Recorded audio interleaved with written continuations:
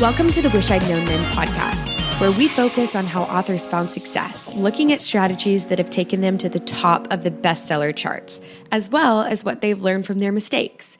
Because being an indie author is more than knowing the latest marketing trend. It's about being innovative and creative and learning from your mistakes. Your co-hosts, Jami and Sara Rosette, couldn't be more different. In fact, they're a study in contrasts. However, despite all of their differences, they agree that sharing what they wish they'd known, both the good and the bad, is the key to moving forward. Let's get to the show. Welcome to the Wish I'd Known Then podcast. I'm Sara Rosette. And I'm Jami Albright. And today we have a great interview with Elana Johnson. She is a super prolific author. Yep. And she writes in Christian cowboy romance and clean and wholesome. Mm-hmm. And those are a little bit smaller genres. Mm-hmm. So we picked her brain on how she is doing so well, and she gave us lots of tips.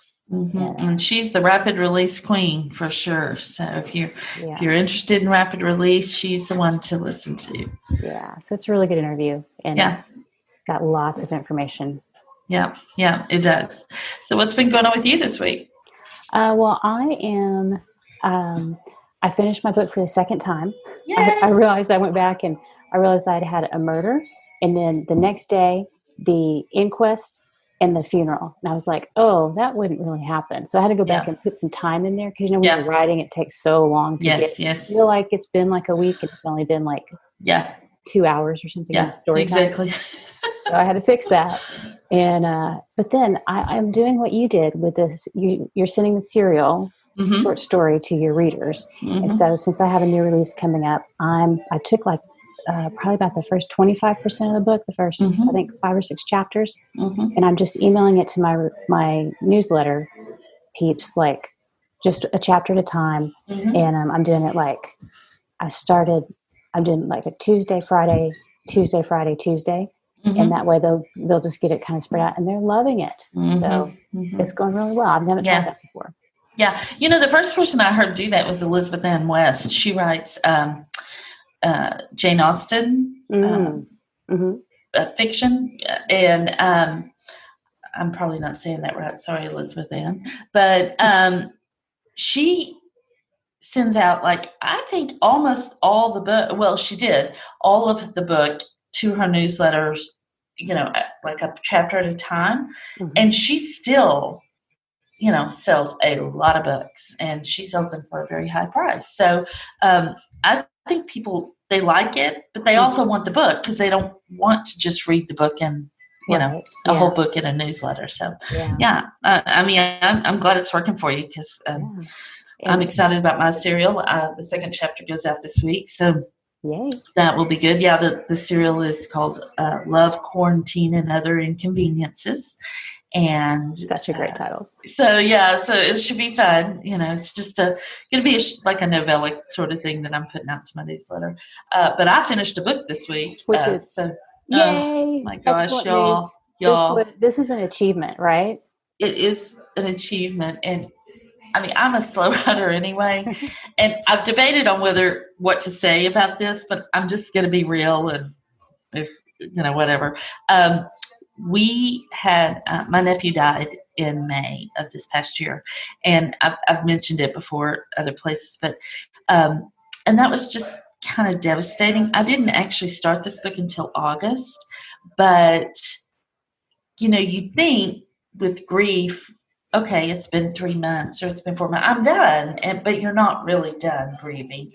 And then my daughter got pregnant, and that was exciting, but also, just a little wrench in all our plans. And then our family had a big loss. My daughter and son-in-law, they foster children, and the children they had went back to their parents, which is great. That's what we wanted, and we knew they were going back, but it's still a huge loss because we love those kids. And so we missed them. And so it was just kind of one thing after another, and it just built up. And in about November, I just hit the wall. And for almost 2 months I didn't write, a month and a half.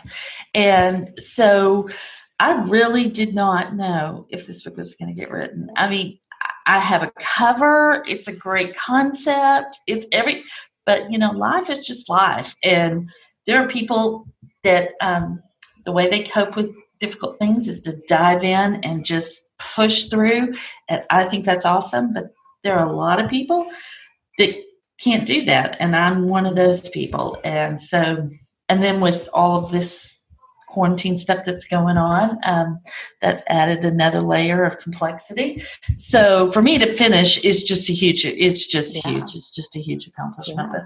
But I posted something on my Facebook page though about this whole situation about how people cope.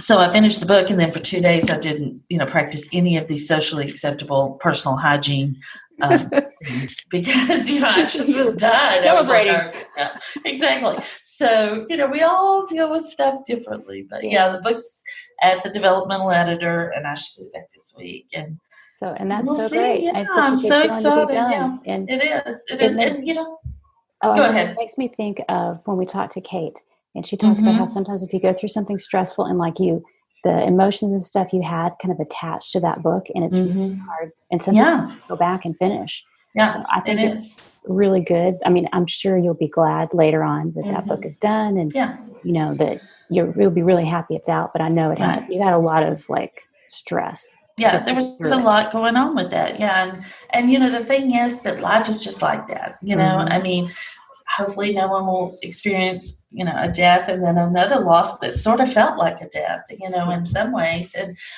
it was definitely a grieving process. And so hopefully people don't go through that. But if you do, you just know you do the best you can. Yeah. And I think with indie authors, we put a lot of pressure on each book, and especially for me because I don't write fast, each release sort of counts. And but the fact is, those books are yours. They're going to be in the world. You can make those work for you anytime you decide to make them work for you. So, but it's hard to see that with all the noise that's going on. We get so focused on what we're doing right now and the new thing. And we forget, to kind of take the longer picture. So hopefully that's one reason we're doing this podcast is to help exactly both of us do that. And hopefully the listeners too will get a little more perspective. Right. So with that, let's get on with the podcast. Sounds good. Hi, Elana. How are you? We're doing great. How are you guys? We're great.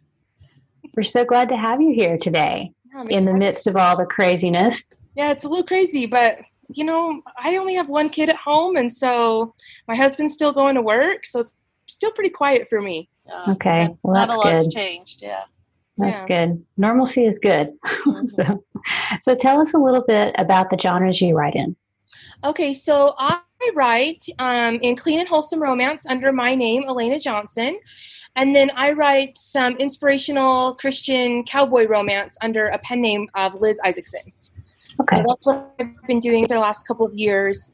Elana started in traditional publishing in 2000. Well, I signed with my first agent in 2009, and my first book came out in 2011, and those were young adult dystopian novels. And they're still up and they're still in print, which is, I don't want to say it's amazing, but it's kind of an anomaly to have a book in print that long and be able to get it. Still, I mean, they're not on shelves at Barnes and Noble, but it hasn't gone out of print yet, which is kind of cool. So you can still find those on Amazon and Barnes and Noble and things like that online. But my main brand for Elana is the clean romance, which I kind of took me quite a while to transition over to that. I transitioned over to that in 2017. So, it's only been a couple of years for her. Yeah. Okay, That's when we met at the 20 Books 50K conference. Yeah. That's right. That very first year in 2017. Yeah. So how did you get into writing? So I started writing about 14 years ago. Wow. I just turned 30, which, gives you a little date on my age there. But I just turned 30 and I thought, what have I done for the first 3 decades of my life? What would I want my kids to know? That kind of thing. So I kind of wrote like a little kind of personal history about, what I did in high school and what I really liked and blah, blah, blah. And so it was really kind of really boring, but I really liked it. And I'd never really written before. So I'm not one of those authors that's like, oh, I've been writing since third grade. And that's awesome that there's people like that, but it wasn't me. I actually took the AP English test as a junior so that I wouldn't have to take English as a senior. I didn't like it. And if you passed that AP test, you didn't have to take English as a senior at my school. And I passed it, so I didn't have to take English. And then when I went into college, I went into education, secondary, as a chemistry major and a math minor, which is not anything really like creative writing or English or anything like that. And I ended up switching to elementary, but I do have a physical science emphasis and a math minor as well. So I taught elementary school for quite a long time, and that's just what I was doing. But about that year, it was about 2008 or so, to the end of 2007 ish. So I guess only 13 years. This is my 14th year writing. I wrote that personal narrative and I was like, I kind of like this. I think I'm going to write a book. So I did. I sat down and I wrote a book, and it was terrible because I didn't really know how to write a book. And so, but I liked it. I really liked it because for me, and this might be TMI, a little personal, and people can skip past this part, but for me, I'd had some personal tragedies in my life at that time. And the writing allowed me to take those kind of negative emotions and those personal things that I was really struggling with and put them onto paper for somebody else to deal with. So it almost became a therapy for me, the writing did. And it's very much still writing for me now. Like when I get irritated or annoyed or frustrated or things aren't going my way, that's what makes great fiction. So, wow, you should be really, really productive right now. Yeah, right? Things are quite uncertain. Yeah. So I take all those things, and I think it's really helped me personally. It really is like me going to therapy, and I can take those just things that I'm like, everyone gets annoyed at their husband. It's not the end of the world. But I can like put all that stuff into something, into a story, into a character. I can put difficult situations that I see around me or that I see in my own family into the fiction, and then I don't have to stew on it because I kind of have a little bit of a stewing personality. And so, and that can be quite negative for me. So I really try to bleed all that out into the fiction. And that's kind of how I started. And I really loved that so much that I could get rid of those negative things inside myself and give them to somebody else who could overcome them and find a happily ever after by the end. Because that's what I want. I want to be able to overcome my annoyances, my frustrations, my hardships, my whatever, and like get my happily ever after. Right. So, Exactly. Yeah, that's great because it's helping you and it's also helping your readers. So that's very cool. So that's how I started, and it's just kind of been a bug since then. And then, of course, I've been to conferences and took tons of classes, and just to try to improve, like, how do you actually write a book, so that I can do the best job there. Yeah, that is very, very cool. And I like that it came out of something that was not a good thing for you, and you've made it into something good. So that's very encouraging. So tell us, what do you think was your first big success? Okay, so as I was thinking about this, I think getting all the pieces together to publish a book is a huge success. Yes. I agree. Like when I think about it, all the different things you have to check off to do to have a book ready to hit publish or on pre-order day if you do pre-orders, that's a huge success. I think I do it so often now and have done it so much over the last 6 years that I forget how much of a success that is. Yeah. But that's a really big success. And I'm still kind of a hybrid author. Like when people ask me that, I kind of say I'm hybrid, but really I'm more indie. But I did start in traditional publishing. I still have traditional published books out. I still get royalty statements and checks from my agents. I still have a subsidiary rights agent. I still have live books with my traditional publishers. So for me, when I was thinking about this first biggest success, I thought first of my traditional publishing because that's where I started. But the very first time I signed with an agent was a massive success for me. And we sold that book less than 2 weeks later, and to Simon & Schuster, Simon Pulse, and we were a Big Six publisher, and I can remember it vividly. I was sitting at my kitchen table. We lived in this tiny little townhome. My husband was going to school at night. He was teaching classes at night for university and teaching school during the day. He was gone all the time. And so he was gone, and I was on the phone with my agent, and she called and said, Anika made an offer, and I was like, oh my gosh, I'm going to die. And I'm like shaking, and, so I just wrote down on the Post-it note what the offer was. And I was still on the phone with my agent when my husband walked in. Oh my gosh, I might cry a little bit. So it's but I can just remember it so vividly. It was something that I'd worked for such a long time. I'd worked for it for like 3 years, I think, by the time that happened. And all I did was I held up the Post-it note, and he was like, who are you talking to? So it was very exciting. That was a very big success for me. Neat. Yeah. There is a certain element of, because I'm traditionally published too in the beginning. And if you're indie, you can keep at it, keep going, and you can make it happen. But with the traditional world, back when we first started, there was an element of being picked or chosen.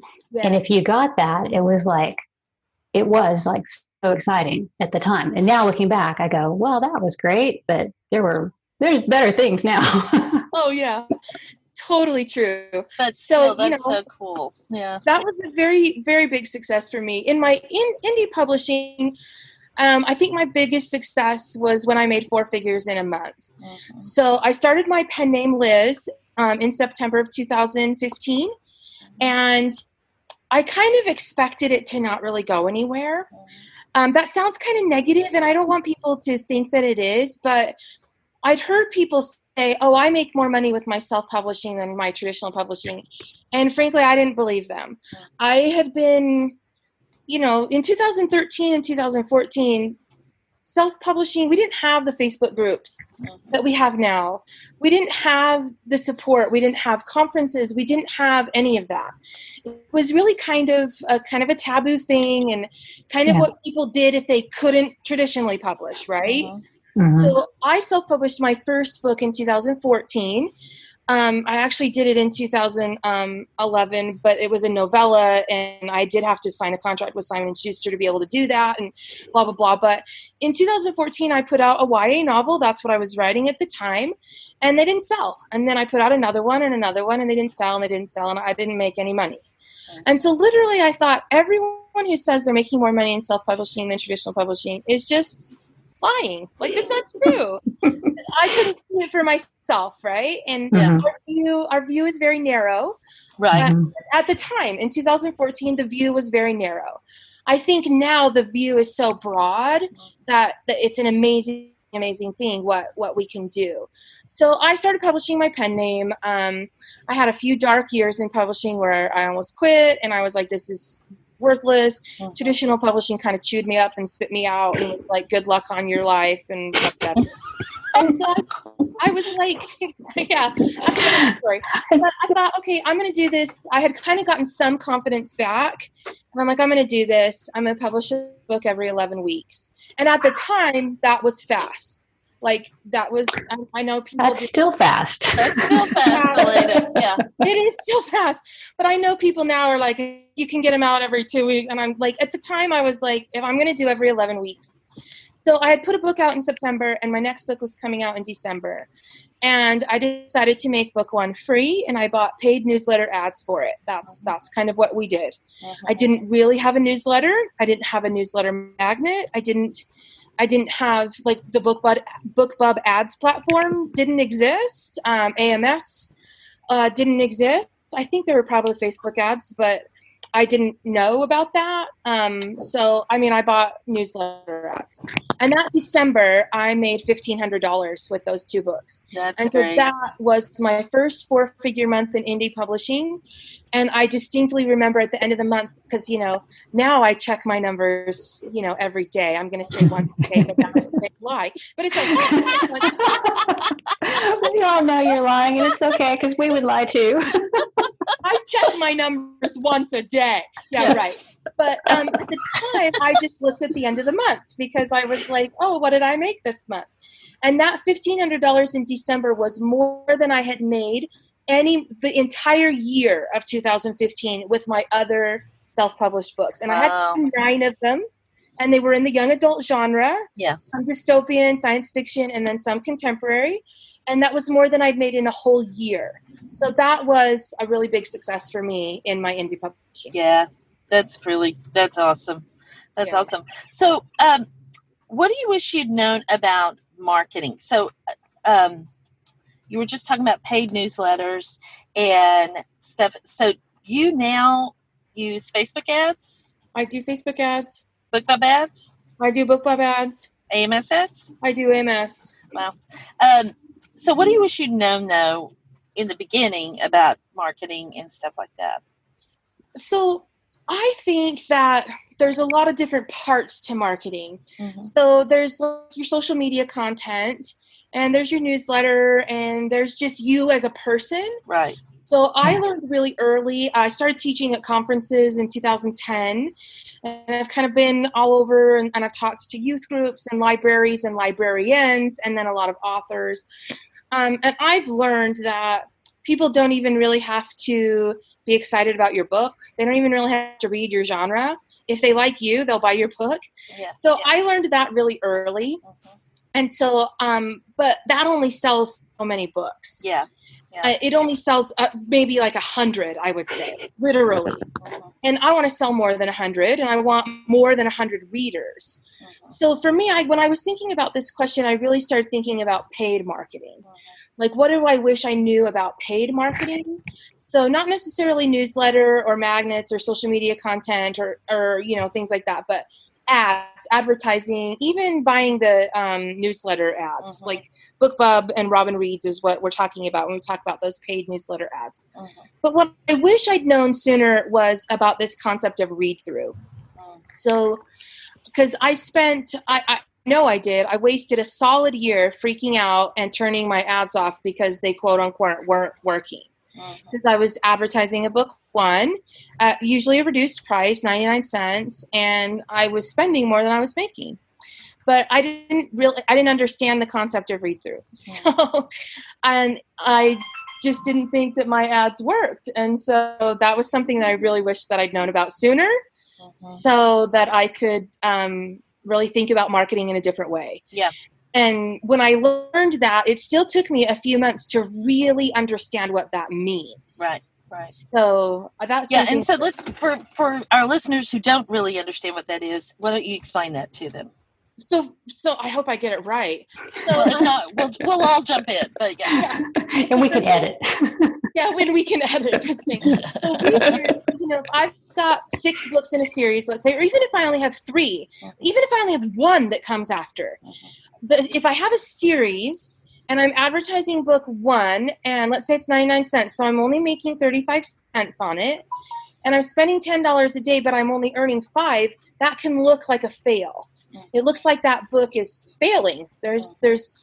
You're spending twice as much as you're making. Right. But really what you're doing is you're capturing a reader into book 1, and they might buy that book pretty cheaply, and they read it, and then they buy book 2, and suddenly your income goes up. So now what I do is I look at what I'm advertising on the series as a whole, holistically. So most people spend on book 1. I do too. So let's say I'm spending $10 a day on book 1. I don't look at just book 1. I look at the whole series. So if that's 2 books or that's 10 books, I look at what the series is making.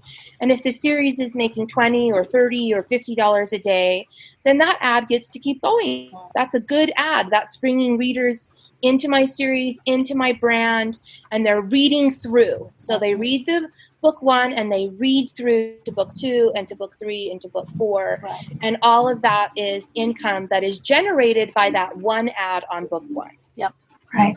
And I would say, just for those that are listening, that this is kind of a new concept. If you've got multiple books in a series and you're selling book 1, but then those people are not reading through to book 2, there are a couple of things you need to look at. One, you need to look at just the content of book 1. Is it the best book you can put out? And then 2, does the back matter in the back of your book lead the reader to your next book? And if it doesn't, you need to fix that. And there are multiple ways to do it. You can put a chapter, you can put just a little paragraph about it and the link in the back of the book. But content and just quality of content on book one, if that's poor, it's going to make people not read through to the next book. So you really want to look at those things. Also, if you have a series that are standalones in a series, and you don't, like a lot of times people will have one couple that's the hero and heroine, and then the next couple is going to be in the next book, but they're in this book a little bit. That helps too. And so those are just things to look at if you're not seeing the read through that you think you should get. So. You should. Yeah. And the greatest part about being indie is that you can fix that. Absolutely. You go back to the book and you can make those secondary characters that are the next couple in your next book, like Jami just said, stronger. Mm-hmm. You can make their appearances a little bit longer so that people like them and want to read the next book. Like you can do that in probably a couple of days and get that new manuscript uploaded and get that going. So So this kind of leads into another thing we wanted to talk to you about specifically, because if you have a lot of books, it's easier to succeed, I think, and you're pretty productive and prolific. So do you have any, I know it's a huge topic, but like looking back, do you think, can you think of anything that would help people who want to be more productive, and just like getting the books out, Yeah, sure. So when I started writing, I had kids. I only have 2 kids, and they're 6.5 years apart. So I don't have a lot of little kids close together. So that makes a big difference. But I think that everybody can start where they are and do something. So at the time I was teaching full time, and I had I think my son was 10 and my daughter was 4. That's when I started writing. And so, I was taking my daughter to daycare in the morning and putting my son on the bus and then going to work and working all day and picking my son up and daughter up at the daycare after and coming home and making dinner. And like I said, my husband was doing all this crazy stuff at night to basically try to make our ends meet, because we're both school teachers in Utah, which pays their teachers the least amount of money in the entire union, like they're number 50. So we were pretty poor, and we were just doing everything we could to, hold it together and pay the bills and stuff. So what I did, and what I did is my son would get on the bus at 8:15. And I'd walk him over to the bus stop. It was just around the corner. And as soon as he got around the corner, it's not like I went with him. He's 10, he's in 5th grade or whatever. And then I'd go home, and we had to get loaded up and get ready to go take my daughter to daycare. And I had about 15 minutes. And she would sit on the couch, and she was ready by then, and we had everything ready for the day. And she'd watch a little TV show, and during that 15 minutes, I sat down and I wrote. So I learned to write in a very kind of chaotic environment in very, very short snippets of time. So I think that's one tip that I can give to people is a lot of people that I talk to when I teach a productivity class or something like that, they'll say, well, I need it to be silent. I need to be in my office. I need the door closed. If I hear anything, I'm completely pulled out. And I think that's fine, but I think that some people think that that's how they work, but they don't really know that they can do other things. Right. So I learned that I can sit down at my kitchen counter while my daughter's watching TV for 15 minutes, and I would set an alarm, and because otherwise you kind of lose track of time, and I had to go to work. Like I couldn't just not show up for work. The kids they show up. The kids show up. Yeah. I can't call my boss and be like, hey, I'm running late. I'm not sitting at a desk. I have to teach. So I did. I set an alarm for 8:45, and I would sit down and I would just write. And when that alarm went off, I just stopped. Middle of sentence, middle of thought, it didn't matter. I stopped. And I closed the computer and I said, let's go. And she grabbed her little backpack and we went to school and work. And teachers at my school, we got a 30-minute lunch, and I would sit down and write for about half of that. And then when I was waiting for my son, as he grew up, I would have to wait for him at junior high because they have different let-out times. So I would sit in the pickup line for 15 or 20 minutes after school and wait for him, and I would write. So I just learned that in those 10 or 15 minutes, by the end of the day, I may have written for an hour and a half, and I have a whole chapter. And so that was something that I really did. If I didn't want to pull my computer out in the car, I typed on my phone with my thumbs. So I mean, you can do, I could get 200 or 300 words. Like, you think it's nothing, but it's something. Mm-hmm. And then I had little kids and activities and dinner and a husband and blah, blah, blah. But I really tried to work every night on my writing between 9 and 11. So in the early years, that's what I did. I had 2 hours a day, late at night. And that's what I did. I wrote in 10 or 15-minute increments, or I wrote late at night. And even now, sometimes around 4 or 5 in the afternoon, I start to panic because I'm at 0 for the day.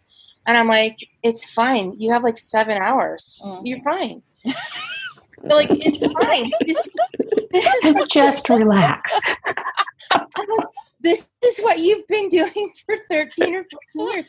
So everyone asks, oh, butt in chair first thing in the morning. I don't check email till I've written. I'm like, that works for you. So I think giving yourself permission is another tip. I had to give myself permission to not write like everyone else. Yeah. And that was really hard for me. I struggled with that for a long time. Because, you hear people say, well, real writers write every day. And I was like, I don't write every day. And I still don't write every day. There's just some days that I just don't. I have other things to do. I have a life. I have a family. I have dogs. I want to get out of the house, like whatever it is. And they, or people will say, oh, you've got to write first thing in the morning or your words aren't good. And I believed all those people. And so it took me some time to just give myself permission to do what works for me. Right. And so even now, my most productive hours are between 7 and midnight every night. Yeah. So I can. And I think you're doing okay. Tell us how often you publish. So I have 2 names, and Liz publishes every month. So she publishes on the regular first Tuesday of the month. And I sort of settled into that at the end of 2017. I tried several different rapid release strategies, every 6 weeks, every 3 weeks, every 11 weeks. And then I did every month. And I sort of settled into that, and I've been doing that ever since.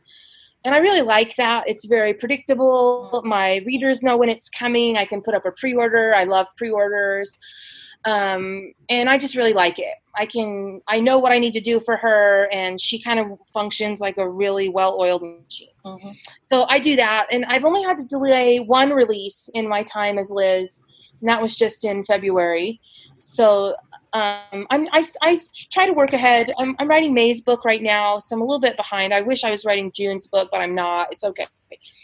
And then Elena was trying to do once a month as well. It got a little too overwhelming. I got too far behind. I can't do the marketing the way I would like, doing 2 books every month, publishable books. I can write the books. I can't get them ready to publish. Right. So I backed Elena off, and she is only doing every other month this year. So she published a book in January, and then her next book comes out in April. So I took February and March off for her, and she's going to do April and June and August and October, I think. Is that right? And then maybe December, we'll see. December has typically been a pretty good month for me for releasing. So I'm not anti-releasing in December, but I'm really busy at the end of the year. I found the last few years where I just would rather spend time with family and travel. And so I don't know if I'm going to publish in December this year. Yeah. So I think Liz will, because she can write far enough ahead, and she's my main breadwinner. So I really try to feed her brand and feed her readers with the books they like. But Elena might take a break in December. Right. So that's kind of what I'm doing now. And I feel like I'm settling into that really well. And I really like that schedule for myself. How long are the books?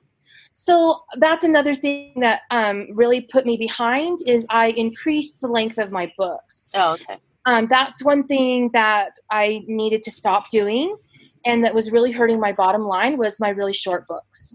So Elena was writing really short books between 30 and 40K, which might be long for some people. I don't want to say they're really short, but they're short. And I'm in KU. And so getting a reader into KU, they have to read your book for you to get paid. If they borrow through KU. If they buy it, great. They can read it, but I still get paid. Right. In KU, the goal is they have to read for you to get paid. So I want them to read. And I was hooking readers into these 30K books, and then they have to read through. And everybody knows that your read through is not 100%.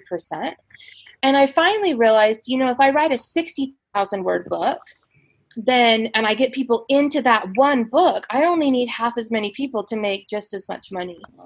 So I started writing 60,000 word books for Elana last year. I want to say, end of the year, October-ish, October, November. So her books are 60 to 65,000 words now. And Liz's books were about 50, 55, and I've increased those to 80. Oh, wow. So yeah, she's writing 75 to 85,000 word books now. And that takes a lot longer. So I doubled Elena's books, and 85,000 words takes a lot longer to write than 50. So I really have to give more time to the writing, and I can't publish. I can't.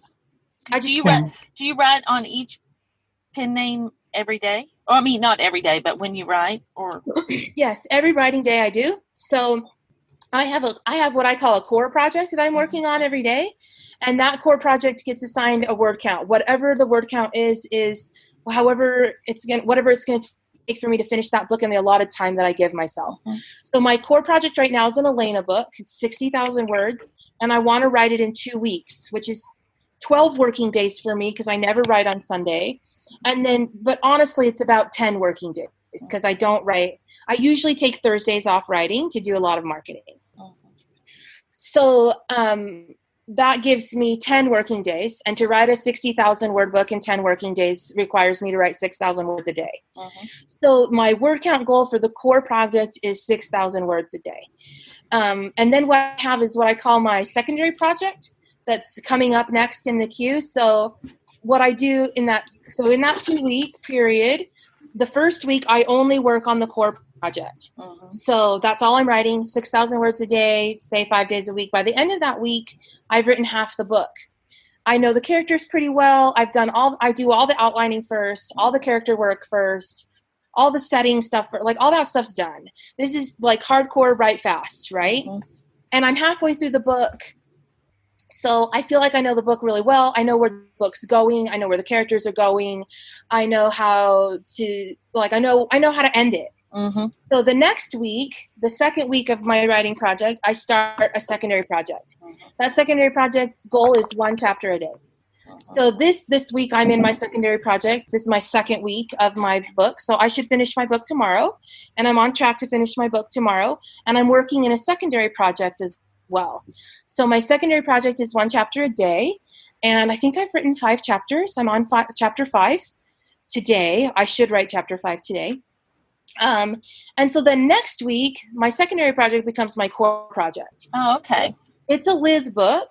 So, and I'll want to finish it in 2 weeks, but I've already worked on it for 1 week, only 1 chapter a day. Right. So that book gets layered. So I work in layers. Does this make sense? Yeah. It makes sense in my brain. So I'll have worked on this Liz book for a week. I'll have maybe 6 chapters, maybe 5. I'm real busy tomorrow, so I might not write a chapter tomorrow. Maybe 5 chapters. And what that does is that helps me finish the outline, finish the character work, figure out who the characters are, see if I'm on track. It's about 5 chapters, about 50 pages. I should be getting, into Act 1, getting really close to their inciting incident, getting really close to how they're going to spend all their time together for the rest of the book. And that setup is kind of all done. Like Act 1 is getting close to being done. Now that the books are a little bit longer, I'm not quite to the end of Act 1 in this first week. But then next week I can hit the project, and the goal will be whatever my word count goal is to finish that book in 2 weeks. So my guess is that I'm at about 10,000 words now. I've got to write 70 in 2 weeks. So my guess is that next week my goal for that book will be 7,000 words a day. And then what I do is for that whole next week, all I do is work on that one book. And then I look at my secondary project that should be starting. And I'm like, do I have the outline done? Do I have the character work done? Because I should have been working on it for the last month. And so I go back to it. I look at it. What's coming up? Who is it? Do I have all these things in place? I get my documents ready. I do any research I need to do. I might have to go over a previous book if it's in a series to make sure that I have kids' names and dates and blah, blah, blah ready. And then, you see that? Yeah. So 1 week I'm working on one book only, hardcore. The next week I'm working on 2. The first one, core project and a secondary project. The next week I'm working on a core project that was my secondary project, preparing to start a secondary project. And then the next week I'm working on 2. That's amazing. So I alternate. It's like a rolling schedule where you've got different projects going. And I like the idea of starting and kind of getting going, but not giving it your total focus. I don't know that I could do that, but I think that's a really interesting way to try it, because I always feel better if I get started and I've got like a couple of chapters in on a book. I'm like, oh, okay, at least I'm going, I'm going. Yeah. And that secondary project, I give myself a lot of leeway there. If I'm tired, if I've just finished my core project at 10 p.m. and I'm like, I've got this other chapter to write, because honestly, I can write a chapter in about an hour. And, it's only 10 p.m. I stay up till 12 or 1 every day. So for me, 10 p.m. is not bedtime. So I'm like, should I do it? And sometimes I'm like, I just don't want to. And other times I just start and I start a paragraph, I can do the whole chapter and I'm fine. Yeah. Yeah. It's just the starting sometimes is the trick. Yeah. Yeah. So that's how I work, and it works for me. Well, I have another question about the genres you write in. So compared to contemporary romance, Christian cowboy romance is a smaller subgenre, but is clean and wholesome a smaller subgenre too? And what are your tips for kind of making a splash in those smaller subgenres? Yeah, that's a good question. I think clean and wholesome is smaller. Clean and wholesome can apply to any subgenre within romance, of course. So it can be contemporary, it can be Regency, it can be paranormal, right? Rock star, billionaire, yeah. Yes, it can be any of those things. It is going to be smaller than, say, your sexier, steamier genre. Just, I think, in general, it's just, it appeals to a smaller subset of people. I actually, and I know this isn't, I think a lot of people might disagree with this, but I actually think that clean and wholesome romance is, I think it's amazing. I really like it. I think it's super flooded, and I think a lot of people are confused about what it is. I think a lot of people think clean and wholesome is Christian when it's not. I always compare the two like squares and rectangles. So I have a math minor, right? So now we're going to do geometry. Now we're going to do some geometry. I'm getting nervous. But you know how we talk about umbrellas? Can I go to the bathroom? Yeah. Jamie's like, I gotta get out of the car. But you know how there's umbrellas? Like romance is the big umbrella, right? And then underneath that, there's other umbrellas. There's contemporary, and there's paranormal, and there's erotica, and there's, I can't even think of all of them. Yeah. But there's other genres underneath romance. And then underneath each of those, there's other genres as well. So I can niche down to sexy paranormals, and I can niche down to sexy rock stars, or I can do brides, or whatever, I can do regencies, I can do whatever. I can do historical cowboys. Mine are all contemporary cowboys. Oh, you dogs. Like, I can do all kinds of different things. So that's how I think of as rectangles. Rectangles is your big umbrella. Like a rectangle is a quadrilateral with 4 sides, with 4 right angles. That's all it is. Yeah. So anything that, it can be any size, it can be tall or skinny or whatever. It has 4 sides, it has 4 right angles. That's a rectangle. So squares are rectangles, but rectangles are not squares. So does that make sense? Yes. Because squares have more rules. So that's how I feel about my Christian cowboys. They are also clean and wholesome romances because the clean and wholesome genre requires certain things that the Christian genre also requires. But the Christian genre requires more. It's a square, where the clean and wholesome romance is a rectangle. So it doesn't require as much. The clean and wholesome the Christian, they want Christian content. That's what they want. And depending on who you talk to, depends on what kind of Christian content decide what a Christian romance really is. Right. So I think for me, I'm very niched down in that Christian market. And I went even further where Liz only writes cowboys. She doesn't write anything else. She doesn't write rock stars. She doesn't write Christian rock stars. She doesn't write Christian billionaires. She doesn't write Christians on the beach. She doesn't write Christian brides. She writes Christian cowboys. So I'm even farther down in. And I think what that allows me to do is really target my marketing. So I think that's why she's able to do as well as she does. So I think that might be a tip for people. I think most markets now are pretty saturated.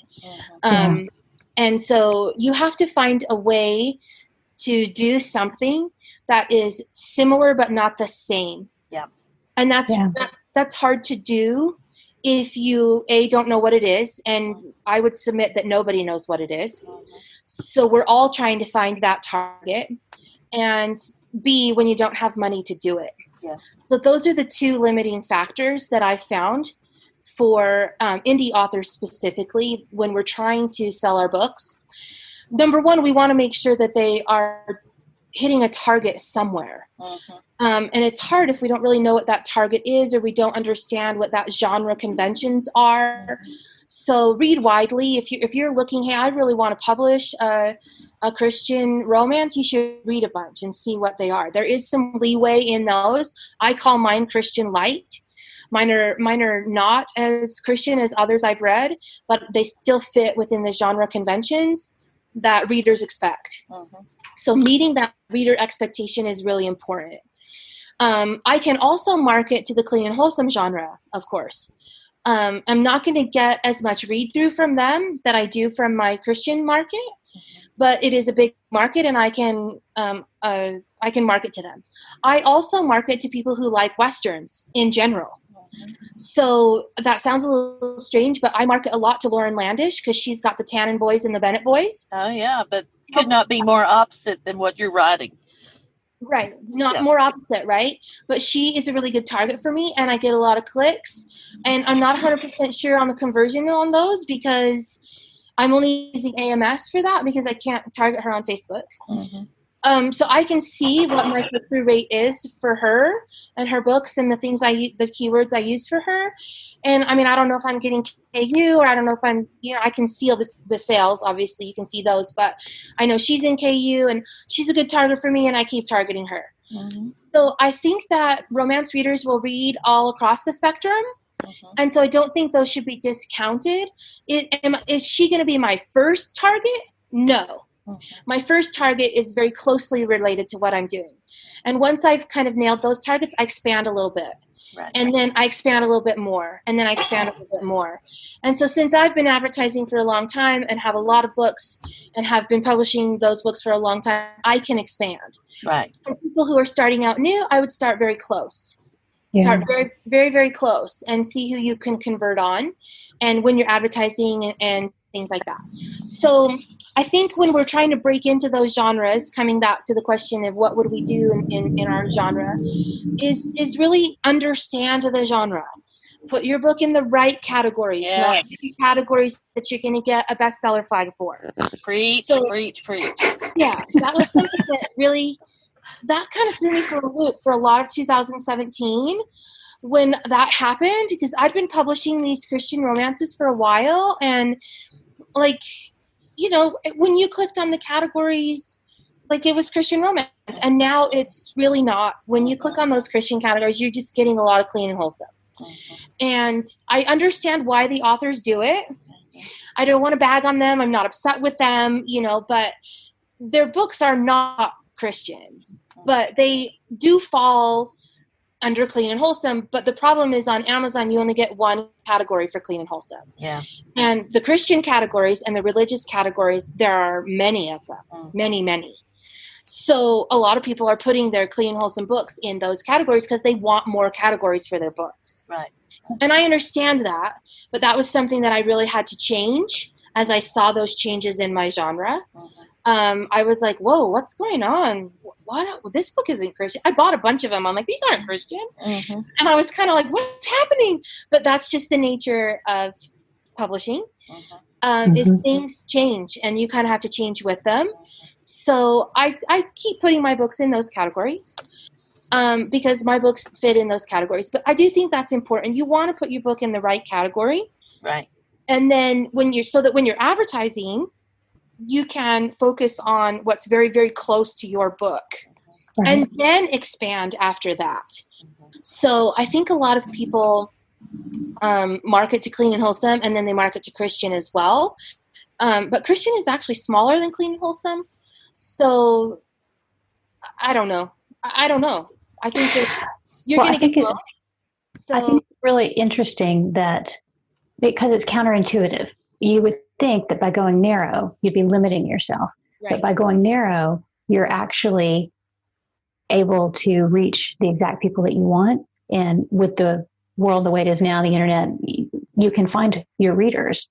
Yes. And I totally agree too about the categories. And there's things now in my categories that I'm like, no, that's really not a mystery. That's like a small town romance. But so it's happening everywhere. And I think everywhere. So I think just kind of keeping on with focusing on who we're trying to appeal to is the main thing to do. And then And so I do think you're right. Niching down feels counterintuitive. It really does. You're right. And I thought that too, and I still think it. I still think, why does Liz sell more books than Elana? It makes no sense. Elana has a quote-unquote bigger potential audience. But she's not as niched down, and I think people really do like to read exactly what they like to read. They will expand, they will move around, but in the end, we typically, as human beings, come back to what we really like. Yeah. Or they may have like, I'm in the mood for Western today, or the world's so crazy, I want to go read a cozy mystery.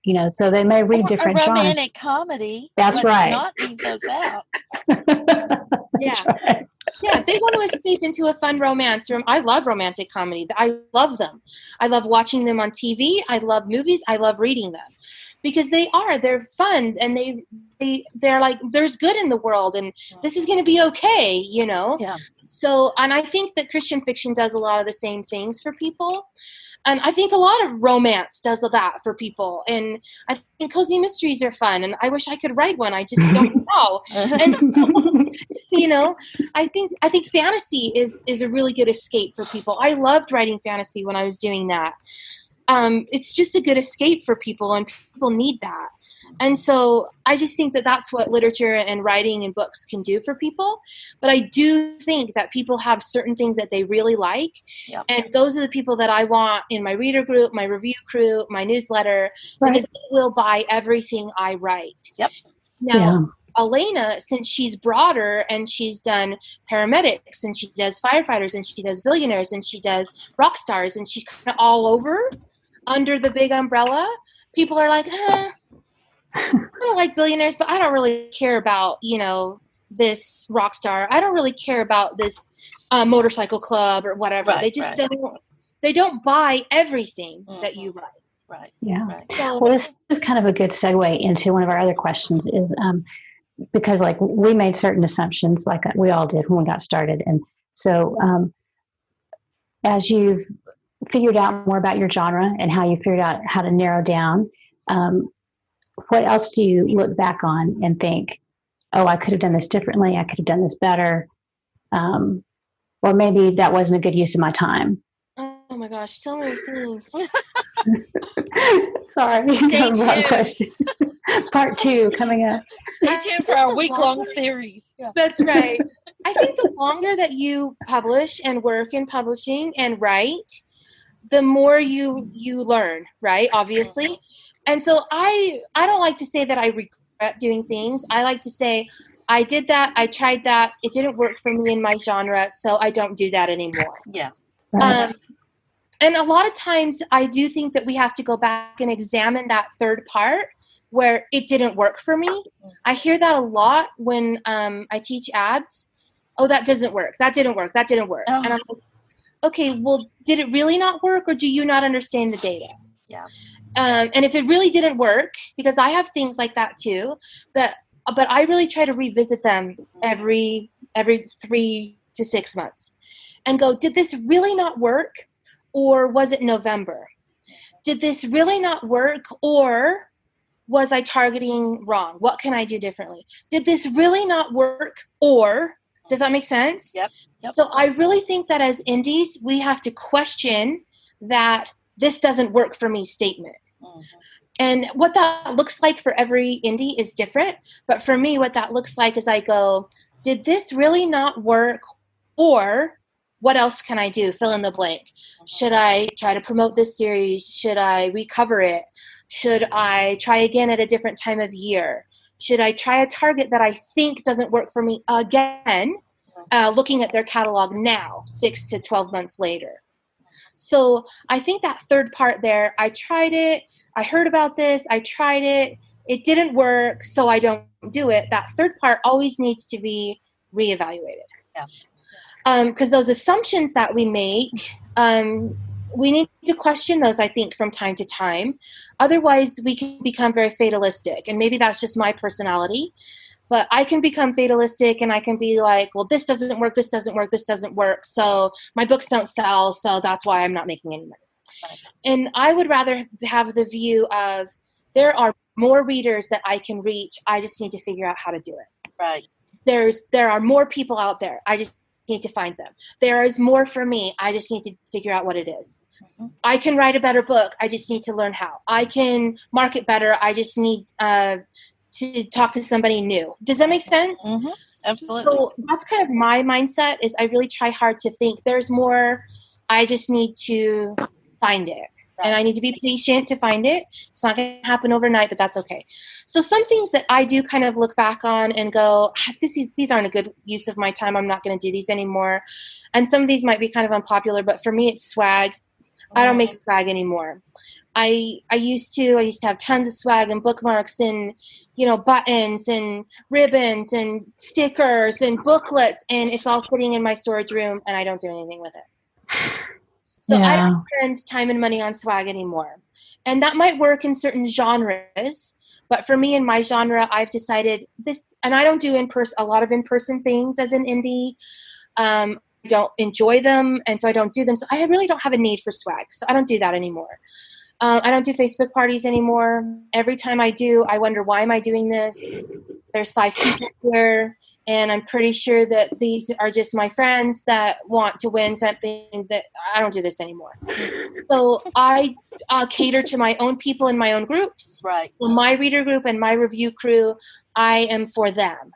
But I don't do anything in other groups or parties or joint author things anymore. I find that it's not really getting me the target readers that I want. It might be fun for me. It might be fun for the other authors. But for me, in terms of bottom line and getting more readers that I want into my readership, not something I want to do. I just mentioned I don't do a lot of in-person signings because I don't like them, number one, and I don't find them to be super generating new readers or sales for me, so I don't do that. The bulk of what I do is ebook, and I have tons of paperbacks that you can get online, and I don't really need to be in a store doing a signing, so I don't do that. I don't do co-writing or collaborations anymore. So I used to do a ton of those. I did a ton of collaborations, box sets, anthologies. I did a ton of co-writing. I did Kindle World for a lot of 2017 and 18, and even into 2019, I had a group project that was going, and I didn't really see much benefit for me. I didn't see tons of new readers, and so I'm a lone horse now. I just do my own thing.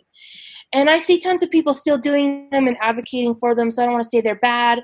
But for me, I feel like I spent 2 years plus some of last year, and I don't know, it's not my thing, and didn't really see a lot of uptick for me in the things that I would want to see uptick in. Right. So I don't do those anymore. I don't read my reviews. Also something that, a lot of people advocate that you should do. I don't do that. So Well, that's good. I think that's for me, it's not a good use of my time. So I have people who email me and tell me things about my books, and I read them and I will respond to them, and that's fine. I do see a lot of merit in what they're saying, and that's okay. And I have actually changed a couple of things based on what a reader said. But I had a reader in my last series in one of my books, and she really, really did not like something that my hero did, and she really, really wanted me to change it. And I was like, I'm not going to change that. Yeah. So, I mean, I've been heavily edited by lots of people. I worked with New York editors for many years. I have freelance editors that I hire to do edits on my book. I have no problem changing things.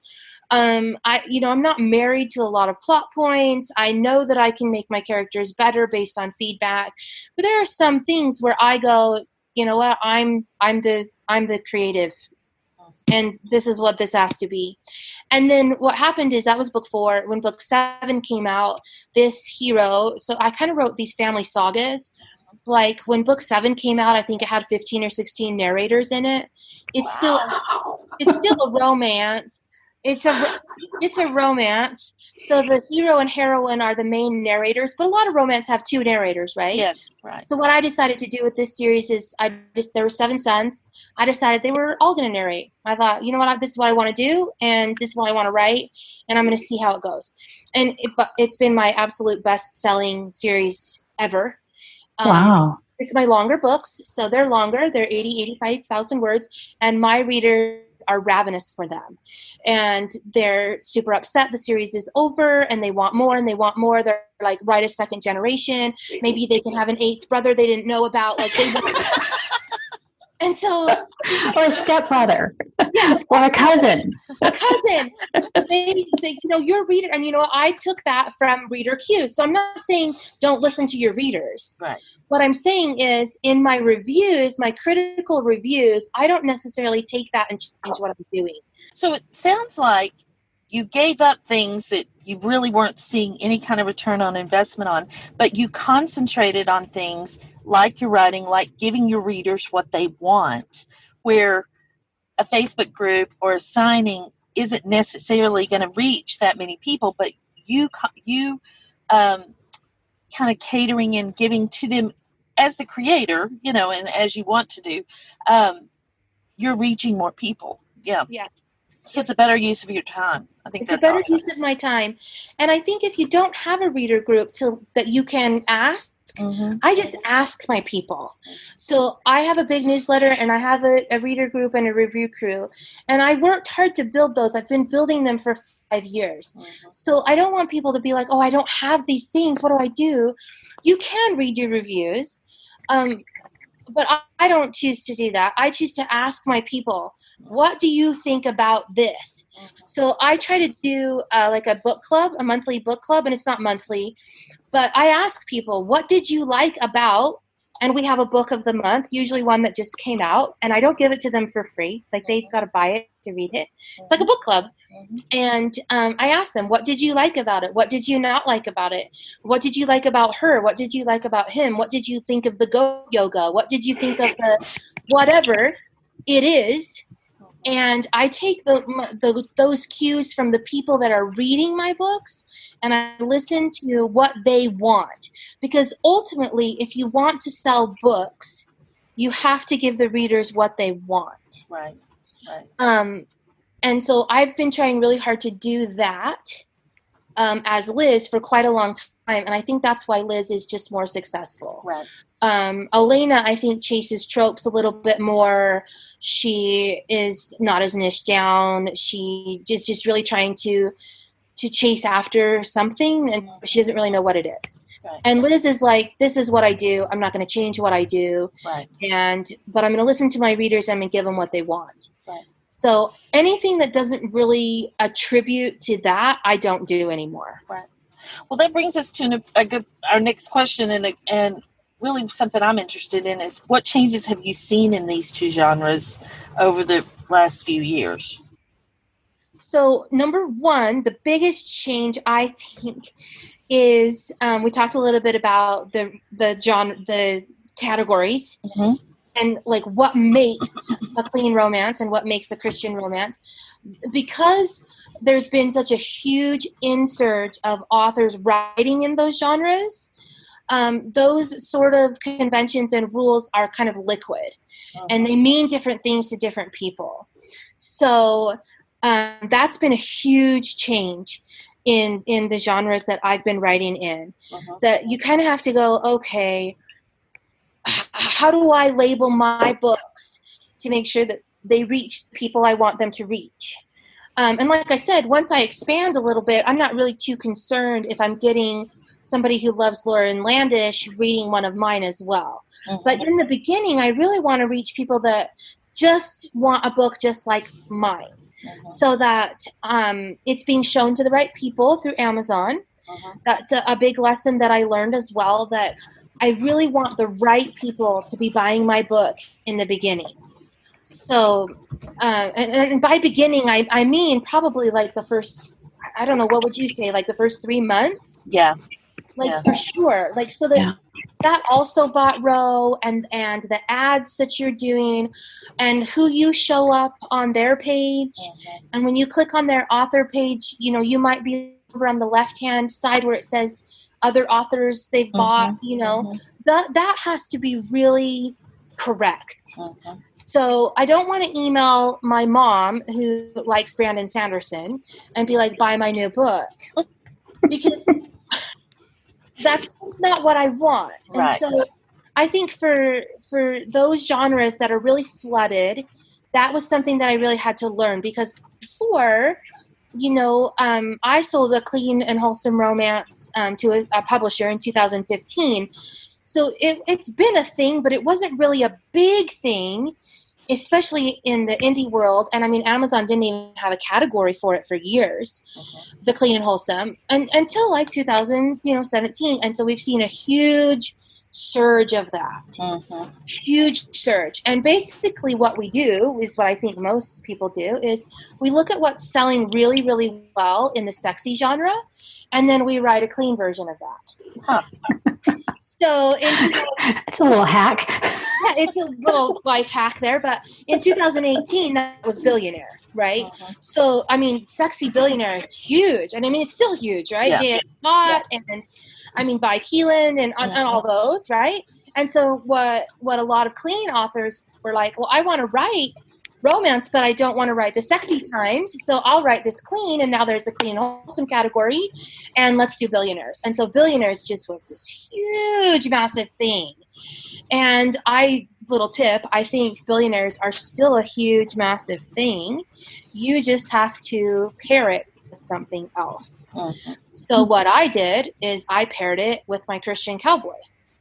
And so my Christian Cowboy Billionaires have done phenomenally well, because I took something that is appealing, a trope that's appealing, and I made it just a little bit different. So that goes along with what I said earlier about taking something that is the same, but similar, but doing something different. Right. Well, so you've given us tons of great information, lots of great tips. So just to wrap up, what's the best thing that you've done to set yourself up for success in your author career? Oh, this is so hard because there's so many good things. So many good things. So I have several, but I'll talk really fast. So the very, very best thing that I ever did for myself is not even really writing related, but that was when I hired an accountant to handle all of my bookkeeping and taxes. Wow. Good point. And perfect tip for tax time. Yeah. Yes. I am not even kidding you. I was a ball of anxiety from October to April every year, because my October money is what I get at the end of December, right? So that's the money that I would use to pay my taxes. Am I making enough money in October? Oh my gosh, I might not have enough to pay taxes. What about November? Oh my gosh, it's a huge slump. It was horrible. I was a quivering mess for 6 months out of the year, because I never really knew how much taxes I would need to pay. Because I wasn't a corporation, everything was done on my personal taxes, nothing was separated. So the day that I finally decided to be a big girl and form a business is the day that everything in my life got better. So that has helped me achieve more success because I'm not a quivering mess. I can write year round now. Somebody else pays my taxes for me every month. I don't even think about it. I never think, am I going to have enough money to pay for this? Because I do it. They do it. They balance my books every month. I have a corporation. They take care of all of it, and I pay them to do it. But it is the best money I've ever spent. So that's my number one. My number two is my mailing list. I do think that it helps me sell more books than almost anything. So I can send my email to my people with a sale and get myself on bestseller lists and things just with my own mailing list. And so then I count that as like a paid newsletter. So I'll put that on a day, and then I book newsletters on other days because my mailing list is big enough and has been cultivated enough to do that. I'm real personal with them, and it's almost an outlet of therapy for me to talk to them. So they like that, and that's a really big thing I've done. Another thing I've done is build my review crew. They really can boost my books with lots of reviews, and they love my books, and I'm happy to give them to them just so that I can have those reviews, and I work hard to cater to them as well.